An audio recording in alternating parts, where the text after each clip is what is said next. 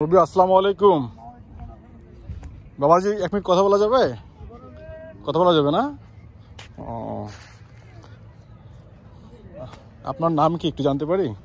মোহাম্মদ দুদু মিয়া। মোহাম্মদ দুদু মিয়া। দুদু মিয়া।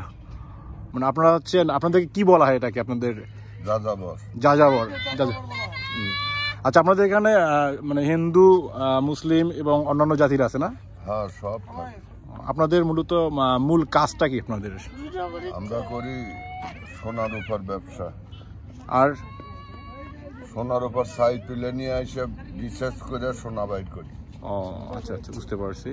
আর যে সাপ নিয়ে যে খেলাটা খেলা হয় আর কি, এটা কতজন সাপ নিয়েও খেলা। হ্যাঁ হ্যাঁ, আচ্ছা, মানে বিশেষ করে আপনাদের সাপ নিয়ে যে খেলাটা খেলে, ওটা আপনাদের একটা মানে ঐতিহ্য। আমরা এটা কি ঐতিহ্য মনে করতে পারি, তাই না? হ্যাঁ। আর এখানে আপনাদের অনেক দিন থেকেই আমরা দেখতেছি, আলহামদুলিল্লাহ অনেক ভালোভাবে আপনারা আছেন। বিশেষ করে আপনাদের মাঝে হিন্দু, মুসলিম এবং অন্য জাতিরও যারা আছে, অনেক সৌহার্দ্যবোধ, মানে খুব সুন্দরভাবে বসবাস করেন একসঙ্গে। তাতে কোনো আপনাদের সমস্যা হয় না? মানে কোনোটাতে আপনাদের মানে কোনো প্রভাবও পড়ে না? আচ্ছা, আপনাদের এই যে এখানে যে মোটামুটি আমি দেখতেছি যে অস্থায়ী যে ঘরগুলো আপনাদের আছে, এই ঘরগুলো আর কি, বা এখানে যে আপনাদের একজন প্রতিনিধি বা একজন নেতা তো আছে, তাই না? মানে এটাকে বলা হয় সর্দার, মানে আপনাদের ভাষায় সর্দার, তাই না? আচ্ছা, এই যে সর্দার আছে, এই সর্দার কিভাবে নির্বাচিত হয় আপনাদের?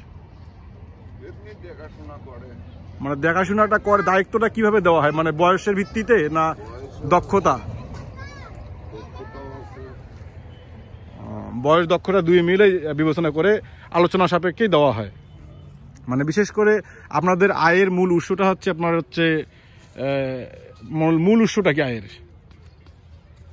ওই সাপ দিয়ে খেলা দেখায়, ওষুধপাতি আছে। সাপ দিয়ে খেলা দেখা, ওষুধপাতি বিক্রি করা। তোমার নাম কি? নারফিদা। ও নাফিদা। তোমার নাম কি? মমতা। তুমি কোন ক্লাসে পড়ো? পড়াশোনা করো না? আপনার সাথে কথা বলি। এ হচ্ছে তাদের জীবন ব্যবস্থা। আসলে সত্যি বলতে যাযাবর শ্রেণী, যাদের বিভিন্ন, বিশেষ করে আমি আপনাকে দেখানোর চেষ্টা করব যে এখানে রংপুরের প্রবেশদ্বার, ঠিক আছে? এটা হচ্ছে রংপুরের প্রবেশদ্বার শুরু। মডার্ন মোড় এখান থেকে আপনার 5 কিলোমিটার হবে। এর মধ্যে এই জায়গাটা খাস জায়গা, ঠিক আছে?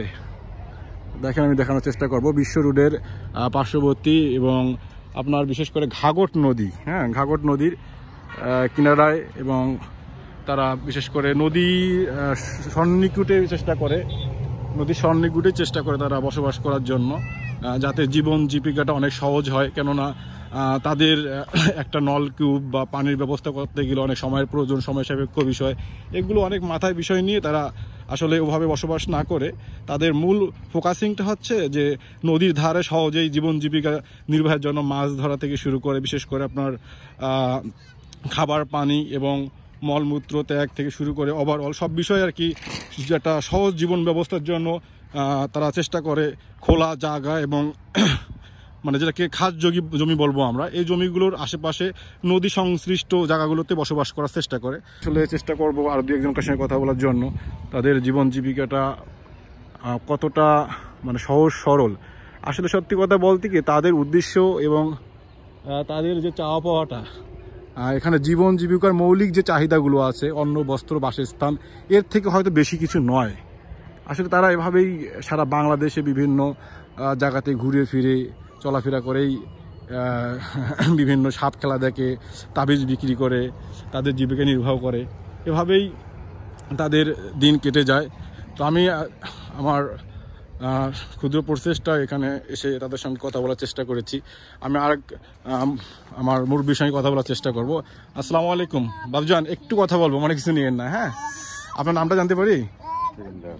সেকেন্দার। আপনার এখানে কতগুলো ঘর আছে আর কি?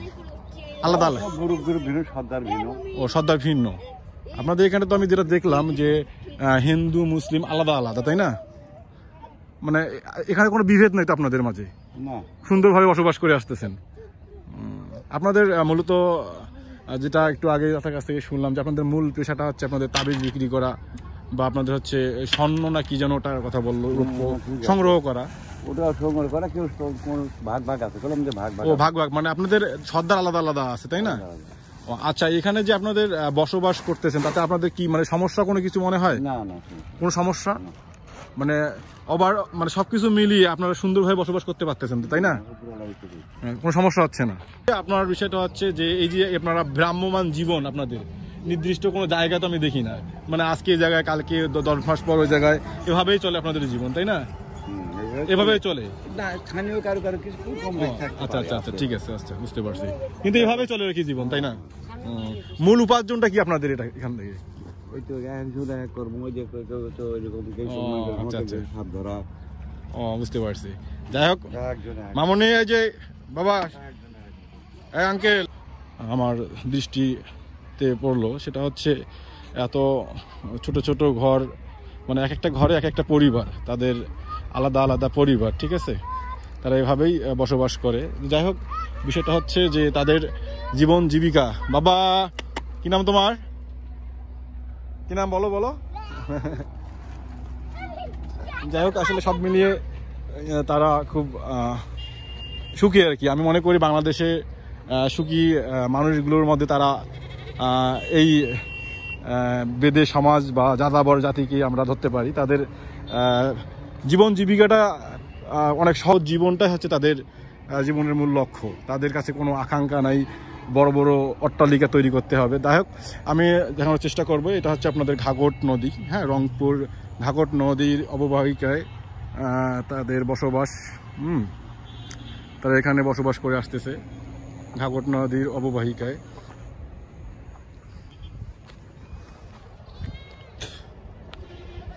এটা হচ্ছে ঘাঘট নদী, ঘাঘট নদীর অববাহিকায় তাদের বসবাস। যাই হোক, এদিকে আসো একটু, মানে তোমার কাছে এটাকে দেখে কি মনে হচ্ছে যে আসলে তাদের যে জীবন ব্যবস্থা, তারা এত মানে স্বাভাবিক জীবনযাপন করে আসতেছে, তাদের কোনো চাকচিক্য না, এই যে একটা এক ঘরেই তাদের এক সংসার, এটাকে তুমি কি মনে করো? মানে তোমার কাছে কি খুব সুন্দর মনে হয় না? হ্যাঁ, সুন্দর তো মনে হয়। ঠিক আছে।